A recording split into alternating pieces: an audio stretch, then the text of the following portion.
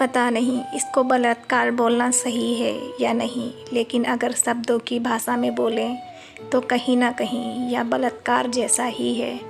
मेरा नाम राहुल है। बात तब की है जब मैं 10वीं क्लास में पढ़ता था। एक बार मेरे बड़े भाई के दोस्त की एक बहन, जो तब शायद बीए फर्स्ट ईयर में पढ़ती थी और बनारस में रहती थी, वह अपने घर जाने के टाइम पे कुछ दिनों के लिए हमारे यहाँ रुकी हुई थी। मैं स्वभाव से वैसे भी बहुत शर्मीला था, नए लोगों से कम ही बात करता था, तो मैं उनसे दूर ही रहता था। बात दूसरे दिन के रात की है। जाड़े का समय था। हम सब भाई बहन और वो बेड पर बैठकर पैरों पर कंबल डालकर बैठे हुए टीवी देख रहे थे और खाना खा रहे थे। बहुत ज़्यादा ठंड थी। अचानक मुझे लगा कि मेरे पैर के अंगूठे को कोई पकड़ रहा है। मुझे थोड़ा आश्चर्य हुआ, लेकिन धीरे धीरे पकड़ने का यह क्रम बढ़ने लगा। तभी मैंने देखा कि उन्होंने अपना सिर कंबल के अंदर डाल लिया और मेरे अंगूठे को चूसने लगी। मैं तब कुछ नहीं समझ पा रहा था कि वह ये क्या कर रही हैं। हाँ, मैंने नोटिस किया कि वो मुझे कनखियों से देख देख कर शैतानी से मुस्कुरा रही थी। रात में सोने की बारी थी। चूँकि मैं सबसे छोटा था तो मैं सबसे पहले बेड के साइड में जाकर सो गया और मेरी दूसरी तरफ मेरी 2 बहनें सो गईं।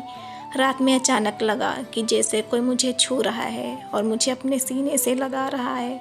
अब मैं जग गया था। मैंने देखा कि वो मुझसे सटकर मेरे बगल में सोई थी और वो कभी मेरे हाथ तो कभी मेरे पैरों को सहला रही थी और बीच बीच में मुझे अपने सीने से भी लगाने की कोशिश भी कर रही थी।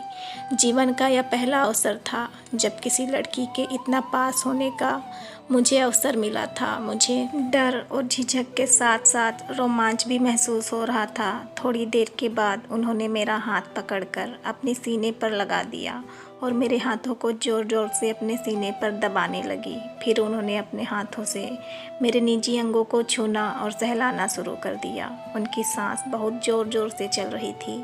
बीच बीच में वो मुझे पागलों की तरह चूमे जा रही थी। खैर, थोड़ी देर तक ये सब चलता रहा और फिर उन्होंने मेरे नीचे के कपड़ों को खोल दिया और मुझे अपने ऊपर कर लिया और वो सब कुछ किया जो वो करना चाह रही थी। आज इस घटना को लगभग 20 वर्ष गुजर चुके हैं, लेकिन आज भी जब मैं इस उत्तर को लिख रहा हूँ तो अब भी पूरे बदन में उस घटना को याद करके एक अजीब तरह के डर और उत्तेजना के साथ साथ एक अजीब तरह का सनसनाहट और रोमांच महसूस हो रहा है। मुझे आज महसूस होता है कि जिस तरह उन्होंने मेरी छोटी अवस्था का लाभ उठाकर मेरे साथ जो किया वह एक बलात्कार ही था।